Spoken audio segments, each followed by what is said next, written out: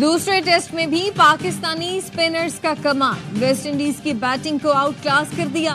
مہمان ٹیم کا top order ریت کی دیوار ثابت ہوا۔ 95 رنز پر 9 کھلاڑی پویلین لوٹ گئے۔ نعمان علی کی گھومتی گیندوں نے ویسٹ انڈین بیٹرز کو گھما کر رکھ دیا۔ 3 گیندوں پر 3 وکٹیں اڑا کر ٹیسٹ کرکٹ میں ہیٹ ٹرک کر لی۔ 5 کھلاڑیوں کو آؤٹ کیا۔ ساجد خان بھی آتے ہی چھا گئے، 2 شکار کیے۔ ڈیبیو کرنے والے کاشف علی نے وکٹوں کا کھاتا کھولا۔ ابرار کو بھی 1 وکٹ ملی۔ 2 ٹیسٹ میچوں کی سیریز میں شاہینوں کو 1-0 کی برتری۔ میچ اسپورٹس براہ راست نشر کر رہا ہے۔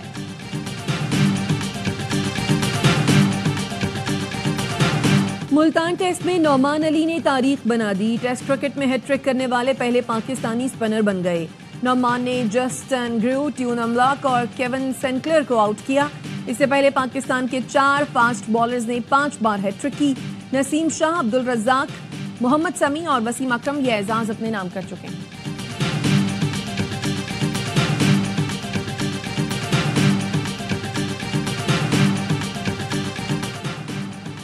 Additional registrar supreme court Nazir Abbas کے خلاف توہین عدالت کا کیس، جسٹس منصور علی شاہ نے انٹرا کورٹ اپیل کے بینچ پر اعتراض کر دیا۔ ذرائع کے مطابق جسٹس منصور علی شاہ نے ججز کمیٹی کو خط لکھ کر جسٹس جمال خان مندخیل اور جسٹس محمد علی مظہر کی شمولیت پر اعتراض کیا اور لکھا، جسٹس جمال مندخیل اور جسٹس محمد علی مظہر آئینی کمیٹی کا حصہ ہیں۔ آئینی کمیٹی نے ہی ہم سے منتقل ہونے والا کیس اپنے پاس لگایا۔ انٹرا کورٹ اپیل کے لیے بطور کمیٹی رکن 5 رکنی بینچ کی تجویز دی۔ 16 جنوری کو ہم نے ان کو یہ کہا تھا کہ اب آپ 7 دن میں اناؤنس کریں کہ آپ کمیشن بنانے جا رہے ہیں کہ نہیں، لیکن ان کی طرف سے کچھ بھی نہیں ہوا، کوئی اسٹیپ نہیں لیا گیا جو یہ شو کرتا ہے کہ ان کی نیت ہی نہیں ہے کوئی کمیشن بنانے کا۔ تو اگر کمیشن نہیں بنتے جا رہا تو ہم حکومت کے ساتھ صرف ہائے ہلو اور فوٹو سیشن کے لیے تو نہیں بیٹھنا تھا۔ ہم تحفظات کے باوجود مذاکرات کے لیے بیٹھے، حکومت کی کمیشن بنانے کی نیت ہی نہیں۔ Chairman P T I barrister Gohar کا کہنا ہے کمیشن نہیں بننے جا رہا تو حکومت کے ساتھ ہائے ہلو اور فوٹو سیشن کے لیے نہیں بیٹھنا تھا۔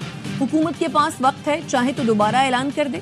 گورنر خیبر پختونخوا فیصل کریم کنڈی کہتے ہیں P T I N R O کے لیے ہر کسی کے پاؤں پڑ رہی ہے، لیکن این آر او نہیں ملے گا، انصاف عدالتوں سے ہی ملے گا۔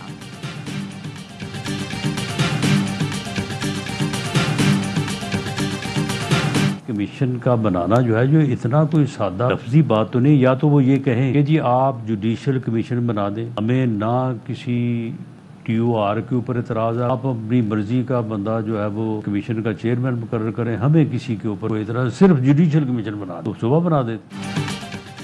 سربراہی اور ٹی او آرز ہم پر چھوڑ دیں تو جوڈیشل کمیشن بنا دیں گے۔ وزیر اعظم کی مشیرانہ ثناء اللہ کی پی ٹی آئی کو پیشکش۔ پروگرام اعتراض ہے میں گفتگو میں کہا کہ ہمارا جواب اتحادی سربراہان کے پاس گیا ہے، وہ دستخط کریں گے تو اسپیکر کو پیش کر دیں گے۔ 28 جنوری کو ہمارا جواب اسپیکر سے لے کر پڑھ لیں۔ بانی پی ٹی آئی تو کہتے ہیں سب کو ختم کر دیں۔ 26 نومبر کو ناکام ہوئے تو ان کی سوچ بھی بدلی اور مذاکرات کے لیے راضی ہوئے۔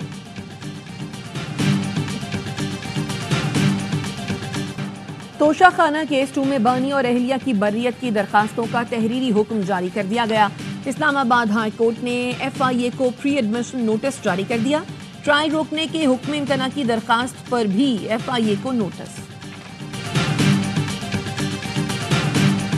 ایف آئی اے گجرات نے انسانی اسمگلنگ میں ملوث ملزم عدیل احمد کو مظفر گڑھ سے گرفتار کر لیا۔ ملزم نے 40 لاکھ روپے کے عوض ریحان اسلم کو اسپین بھجوانے کا وعدہ کیا۔ رقم بھی ملزم کے اکاؤنٹ میں منتقل ہوئی۔ ملزم نے ساتھیوں کی مدد سے ریحان کو دبئی سے ایتھیوپیا اور سینیگال بھجوایا۔ موریتانیہ سے اسپین جاتے ہوئے کشتی حادثے میں ریحان کی موت ہوئی۔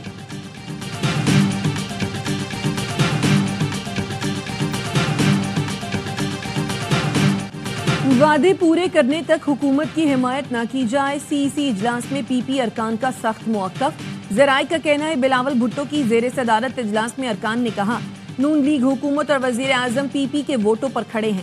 سینئر رکن نے کہا حکومت سے الگ نہیں تو وعدے پورے کرنے تک حمایت نہ کی جائے۔ حکومت بغیر مشاورت ہر فیصلہ کر رہی ہے۔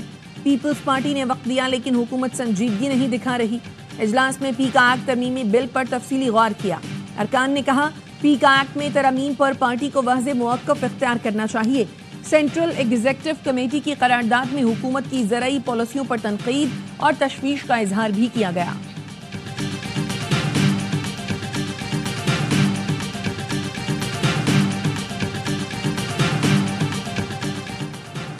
پیپلز پارٹی آئین کی بالادستی پر یقین رکھتی ہے۔ بلاول بھٹو واضح کہہ چکے کہ پیپلز پارٹی آئین کا تحفظ کرے گی۔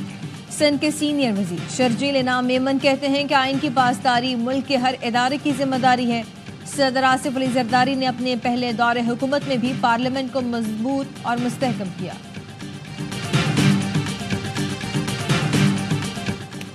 وزیر داخلہ محسن نقوی کی U S chamber of commerce میں امریکہ پاکستان بزنس کونسل کے وقت سے ملاقات۔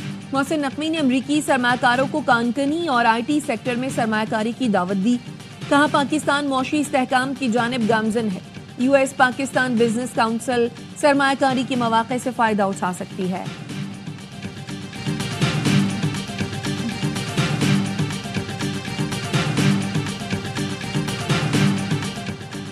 امریکہ نے اسرائیل اور مصر کے سوا دیگر ملکوں کے لیے امدادی پروگرام عارضی طور پر معطل کر دیے۔ محکمہ خارجہ نے حکم نامہ جاری کر دیا۔ وزیر خارجہ مارکو روبیو پروگراموں کا جائزہ لے کر ان میں تبدیلی یا مکمل طور پر ختم کرنے کا فیصلہ کریں گے۔ امریکی صدر ڈونلڈ ٹرمپ لاس اینجلس میں 7 جنوری سے لگنے والی آگ کا جائزہ لینے پہنچ گئے۔ فائر بریگیڈ کے عملے اور متاثرین سے ملاقات کی۔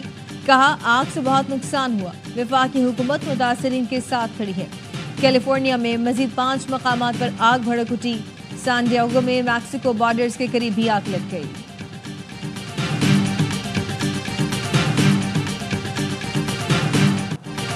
حماس اسرائیل جنگ بندی کے بعد حماس آج مزید 4 اسرائیلی خواتین کو رہا کرے گی۔ ترجمان حماس کے مطابق 4 اسرائیلی خواتین کے بدلے مزید اسرائیلی جیلوں سے 180 فلسطینیوں کو رہا کیا جائے گا۔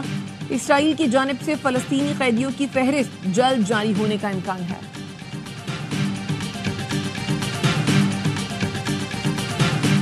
کمشنر کوہاٹ کی سربراہی میں کرم جرگہ آج ہوگا۔ چیف سیکرٹری، آئی جی، امن کمیٹی کے ممبران اور امن معاہدے پر دستخط کرنے والے شریک ہوں گے۔ جرگے میں امن معاہدے پر دستخط کنندگان کی ذمہ داریوں کو اجاگر کیا جائے گا۔ دبئی سے پشاور پہنچنے والے شخص میں منکی پاکس کی تصدیق۔ ترجمان وزارت صحت کا کہنا ہے گزشتہ روز پشاور ایئرپورٹ پر اسکریننگ کے دوران مشتبہ کیس کی نشاندہی ہوئی تھی۔ منکی پاکس کی تصدیق کے بعد مریض کو پشاور کے سروسز اسپتال منتقل کر دیا گیا ہے۔ صدر آصف علی زرداری نے اسلامی نظریاتی کونسل کے مزید 4 ارکان کی تقرری کی منظوری دے دی۔ صاحبزادہ حافظ محمد امجد، رانا شفیق، سید سعید الحسن اور سید عتیق الرحمان بخاری کی تقرری کی منظوری دے دی گئی۔ ارکان کی تعداد 20 ہو گئی۔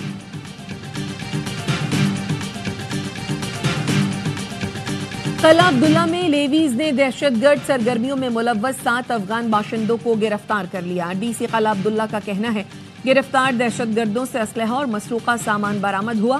گرفتار دہشت گرد سابق افغان فورسز کے اہلکار ہیں۔ ملزمان چوری اور راہزنی کی وارداتوں میں بھی ملوث ہیں۔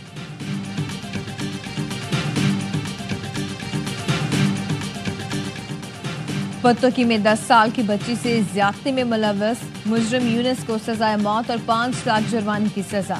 ایڈیشنل سیشن جج طارق محمود نے زیادتی کیس کا فیصلہ سنایا۔ بچی کی والدہ کی مدعیت میں مقدمہ درج کیا گیا تھا۔ چینی سرمایہ کاروں کا سندھ پولیس پر بھتہ خوری کا الزام۔ وزیر داخلہ سندھ نے نوٹس لے لیا۔ ضیاء الانجار نے آئی جی سندھ کو انکوائری کی ہدایت کر دی۔ سینئر پولیس افسر کو انکوائری افسر نامزد کرنے کی ہدایت۔ صوبائی وزیر داخلہ کہتے ہیں سندھ حکومت اور پولیس کا مقصد چینی سرمایہ کاروں کو سیکیورٹی فراہم کرنا ہے۔ ترجمان سندھ حکومت سعدیہ جاوید نے کہا چینی سرمایہ کار ایس او پیز کے تحت گھر سے باہر نکلتے وقت بلٹ پروف گاڑیاں استعمال کریں گے۔ پولیس کے لیے بھتہ خور کا لفظ استعمال کرنا مناسب نہیں۔ چینی سرمایہ کار رشوت لینے والوں کے نام بتائیں، کارروائی کی جائے گی۔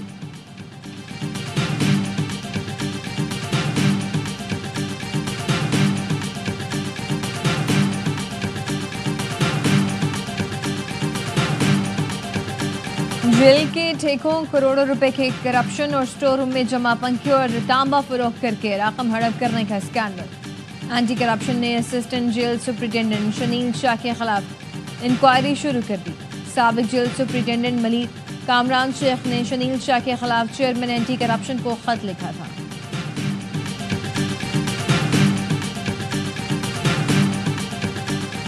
ملک کے بیشتر علاقوں میں سردی کی شدت برقرار، بارش اور برفباری کے بعد بالائی علاقے اور بلوچستان میں کڑاکے کی ٹھنڈ، لہ میں پارہ -12، کالام گوپر سستور -9، کلات میں -8 ریکارڈ، سکردو -6، ہنزا کوئٹہ -4، مالم جبہ دیر اور پاڑا چنار میں -3 ریکارڈ کیا گیا۔ کراچی میں بھی سرد ہوائیں، کم سے کم درجہ حرارت 12 ڈگری سینٹی گریڈ ریکارڈ کیا گیا۔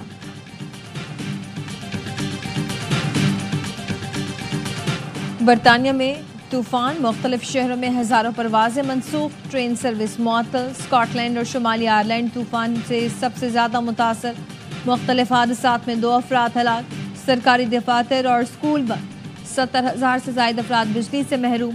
مانچسٹر اور برمنگھم سمیت دیگر شہروں میں بھی ہائی الرٹ جاری، گھروں سے باہر نہ نکلنے کی ہدایت۔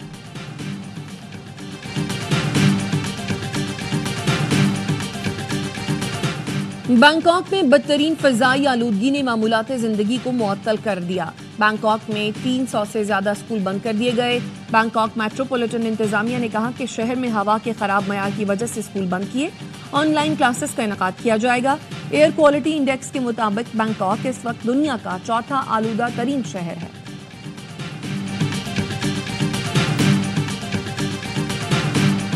ترکی کے شہر قونیہ میں 3 منزلہ عمارت گر گئی، متعدد افراد ملبے تلے دب گئے، امدادی کارروائیاں جاری، واقعے میں ہلاکتوں کا خدشہ۔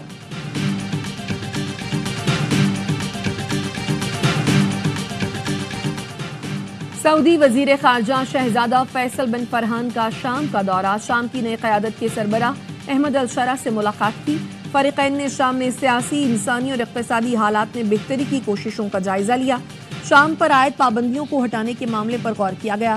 سعودی وزیر خارجہ نے کہا، سعودی عرب شام کے ساتھ کھڑا ہے، بین الاقوامی برادری کے ساتھ کام کرنے کے لیے مزید بہتر فیصلوں کی ضرورت ہے۔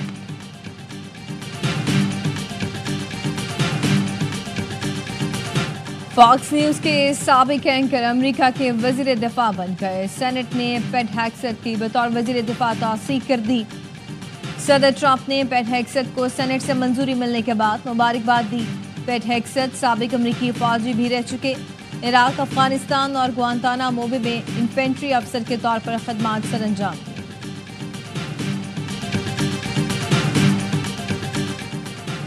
نظام شمسی کے 6 سیارے زہرہ، مشتری، زحل، مریخ، نیپچون اور یورینس ایک قطار میں آ گئے۔ پلینٹری پریڈ کہلانے والے اس نظارے میں زہرہ، مشتری، زحل اور مریخ کو بغیر دوربین کے دیکھا جا سکے گا۔ نیپچون اور یورینس کا نظارہ دوربین سے کیا جا سکے گا۔ سیاروں کا یہ نظارہ 29 جنوری تک کیا جا سکتا ہے۔